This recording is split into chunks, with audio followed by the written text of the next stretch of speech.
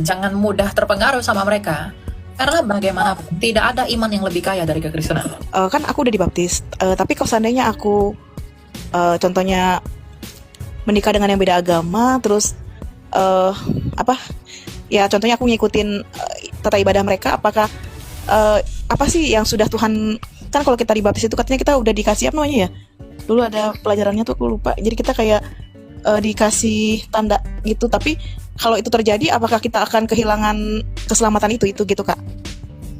Iya, kamu meninggalkan keselamatan itu tetap ada, tapi kamu menjauhi keselamatan itu, ya kamu akan binasa. Kamu memang dimeteraikan oleh Roh Kudus sebagai tanda miliknya, tapi kan Roh Kudus itu bukan sekali dimeteraikan lalu selama-lamanya, enggak. Tergantung kamu setia atau enggak. Karena Roh Kudus itu berkarya setiap hari di dalam hidupnya kamu. Itu untuk mengingatkan kamu kepada karyanya Kristus. Makanya Tuhan Yesus berkata, kalau Roh Kudus, Roh penolong itu datang, ia tidak akan memuliakan dirinya sendiri. Ia tidak akan bersaksi tentang dirinya sendiri, tapi ia akan memuliakan aku. Jadi Roh Kudus itu datang ke dunia ini sebagai materai, adalah untuk menandai kita sebagai milik Allah dan juga sebagai penolong bagi kita, dan menjadi saksi tentang siapa Kristus. Jadi kalau kamu Kristen dibaptis, lalu kamu murtad karena kamu menikah dengan orang lain, artinya kamu menjual tiketmu itu. Kamu tidak berhak lagi mengklaim apa yang ditawarkan oleh tiket itu. Jadi kamu tidak akan selamat. Makanya kalau orang Gen Z zaman sekarang ya, orang-orang seusia saya ke atas, itu berpikiran, udahlah nggak apa-apa, yang penting kita saling cinta, kita saling sayang, kita menikah aja walaupun beda agama, yang penting kita cocok, yang penting kita mencintai. Pada saat yang samalah mereka tidak mengerti arti cinta. Mereka hanya mencintai manusia, tetapi mereka tidak mencintai Allah. Karena pernikahan itu adalah ikatan yang kudus di hadapan Allah. Tujuan pernikahan kamu itu apa? Bukan untuk punya anak. Tujuan pernikahan kamu itu untuk memenuhi firman Tuhan dalam Kejadian 1 ayat 28. Penuhilah seluruh bumi dan beranak cuculah. Itu tujuan kita menikah. Itu tujuan kita kawin mengawin. Jadi sejak semula, sebelum ada konsep pacaran lah apa segala macam, memang Tuhan ciptakan kamu untuk menikah. Menikah bagi kemuliaannya Dia. Lalu kenapa kamu mau mempersatukan dirimu dengan Dia yang tidak mengakui Allahmu yang hidup itu? Jangan. Nikah beda agama tuh buat apa? Apa yang kamu dapat dari itu semua? Awalnya gini sih Kak, kayak aku ngerasa bimbang sama Tuhan, karena aku ngerasa Tuhan ngambil semua yang menurut aku tuh, contohnya orang tua aku udah kehilangan, kayak itu aku ngerasa belum siap untuk kehilangan orang tua aku. Terus aku juga ngerasa semua hal tuh kayak ninggalin aku gitu, walaupun aku diingatkan, ya mungkin diingatkan dengan kisahnya si Ayub, tapi aku pikir aku nggak sekuat Ayub yang bisa anaknya meninggal semua terus segalanya hilang, dia bisa itu. Tapi menurut aku ngerasa aku nggak sanggup itu. Makanya saat ada orang yang berbeda agama sepertinya lebih menguatkan aku, dia ada untuk aku berpikir aku tapi di saat aku berusaha untuk kayak mencoba menerima yang tidak aku imani itu, ternyata itu kayak jadi ada simpelnya, lalu apakah kamu meninggalkan Allah demi cintamu kepada manusia? Kamu mengorbankan cintamu kepada Allah demi cintamu kepada manusia? Apakah dengan perasaan bahwa sepertinya Tuhan itu tidak adil, sepertinya Tuhan mengambil segala sesuatu dariku, itu cukup menjadi alasanmu untuk meninggalkan Dia? Bukankah seharusnya kamu bersyukur bahwa keselamatan yang diberikan dalam hidupmu agar jiwamu tidak binasa itu lebih dari syukur yang seharusnya kamu sampaikan? Kamu diberi karunia keselamatan aja agar kamu tidak binasa di dalam api kekekalan, kamu sudah bersyukur. Cukup untuk bersyukur. Lalu kenapa kamu memandang Allah seperti lawannya, bukan seperti temannya? Kamu mengatakan saya tidak seperti Ayub, lalu kamu harus seperti apa? Bukankah kisah Ayub itu dicatatkan untuk menjadi penguat dan pedoman bagi kamu untuk dapat kuat di dalam apa yang Allah janjikan bagi kita semua? Justru di dalam kelemahanmu itulah kuasa Tuhan turun menaungi kamu. Sama seperti Rasul Paulus, dia berkata, ketika Rasul Paulus bilang sama Tuhan, Tuhan, aku punya penyakit di dalam dagingku, aku punya duri dalam dagingku, bisa nggak kamu sembuhkan aku? Tuhan bilang, tidak, aku tidak mau. Cukup kasih karuniaku bagimu, sebab di dalam kelemahanmu lah kuasaku menjadi nyata. Artinya memang Tuhan itu berkenan kepada orang-orang lemah, kepada orang-orang yang tidak berdaya, agar di dalam ketidakberdayaan mereka, Tuhan menyerahkan kemuliaannya bagi kita. Kamu harus bersyukur. Saya kehilangan orang tua saya kehilangan ini semuanya. Sekarang saya tanya, yang lebih berhak atas mereka kamu atau penciptanya? penciptanya. Allah yang berhak atas mereka. Dan kalau kamu tanya pun orang tuamu yang sudah pergi, mereka sekarang sudah ada di Firdaus, kamu tanya kepada mereka, mereka nggak mau kembali lagi ke bumi ini. Karena mereka sudah enak di sana, bersama dengan para kudus, bersatu dalam perjamuan Abraham. Seharusnya kita bersuka cita bagi mereka yang telah mendahului kita. Kenapa? Karena mereka terlebih dahulu mencicipi janji Allah di dalam hidup yang baru di Firdaus. Makanya bagi orang Kristen, kematian itu bukan sesuatu yang ditakuti. Dulu saya takut sekali kehilangan seseorang, bla bla bla dan lain-lain. Tapi yang saya takut sekarang bukan itu lagi. Yang saya takuti sekarang adalah dia tidak percaya Yesus. Karena dia tidak akan bisa mendapatkan semuanya itu. Karena hanya Kristus yang berkuasa atas kematian. Dengan mengalahkan kematian itu. Jadi kamu harus bersuka cita. Kamu bersyukur pada Allah. Kenyamanan setan pun bisa kasih kenyamanan loh. Kamu pikir orang-orang penyembah setan itu tidak dikasih kenyamanan? Kasih kekayaan, dikasih ini, bla bla bla, kepuasan, nafsu, segala macam. Disetor biar dia nyaman. Justru mengikuti Allah adalah mengeluarkan kita dari zona nyaman. Dunia ini sudah dikuasai oleh dosa dan maut. Maka ketika kita mengikut Tuhan, kita akan semakin dianiaya. Karena dunia ini nggak mau kita menjadi milik Allah. Kerajaan kegelapan itu berusaha menarik kita. Makanya nggak heran orang semakin dekat sama Tuhan akan semakin banyak penderitaan yang dia peroleh. Kenapa? Agar di dalam penderitaan itu imannya dimurnikan, diuji menjadi baru. Sama seperti kata Ayub, bahwa jikalau ia menguji aku akan timbul seperti emas. Jadi Tuhan itu sedang membuat kamu menjadi seperti emas.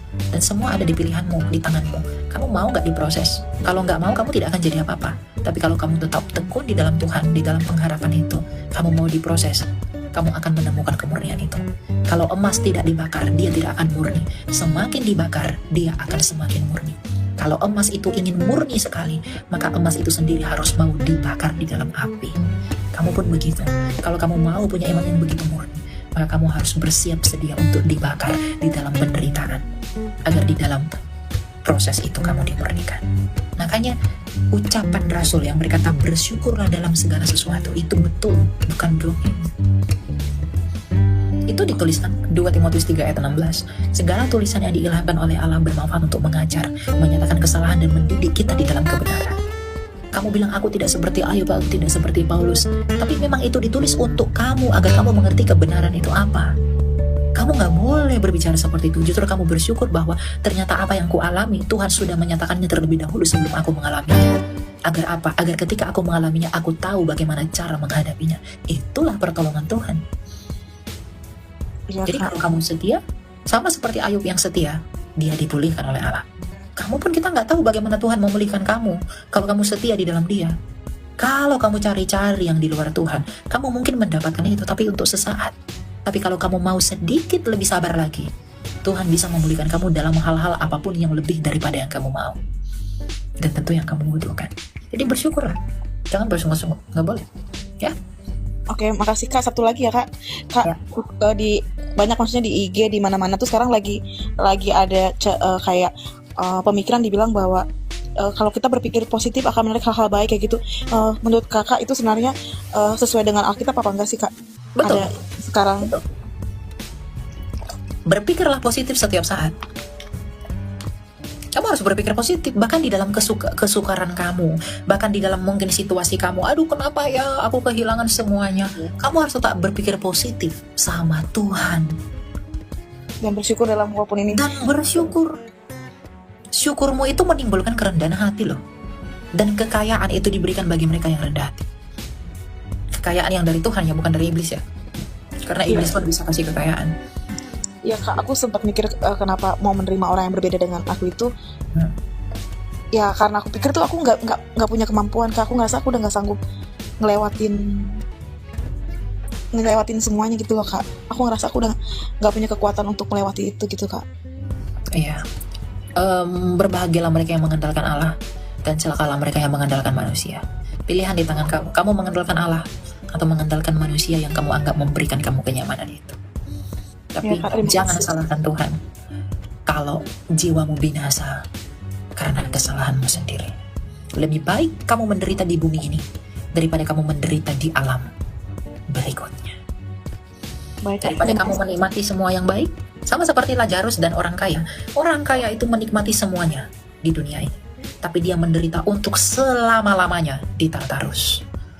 Sedangkan Lazarus itu dia hanya makan sisa-sisa piring dari orang kaya itu.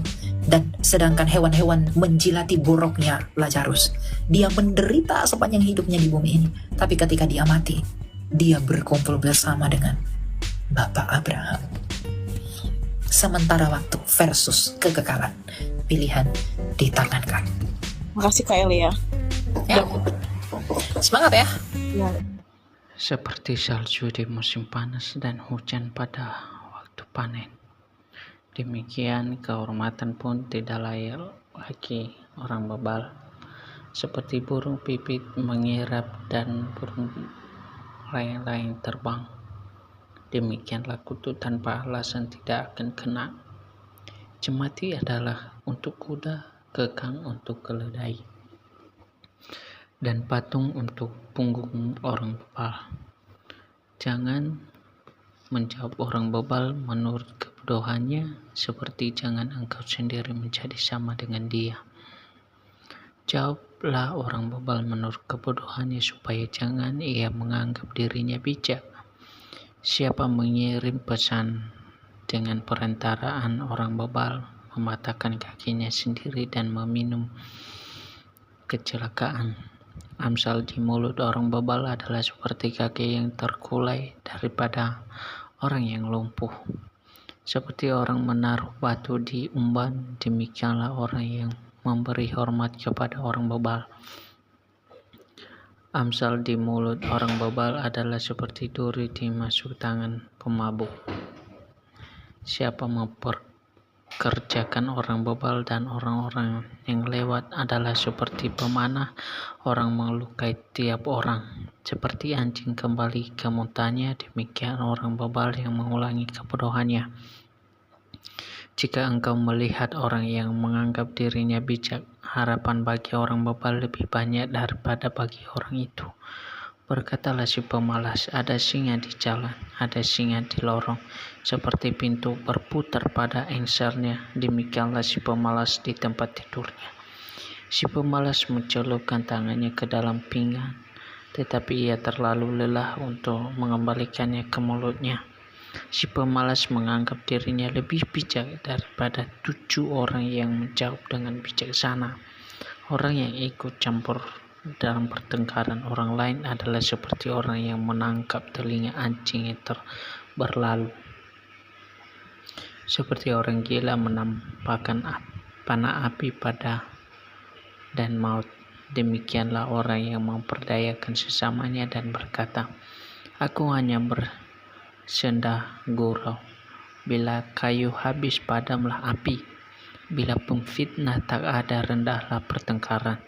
Seperti arang untuk bara menyala dan kayu untuk api, demikianlah orang yang suka bertengkar untuk panasnya perbantahan.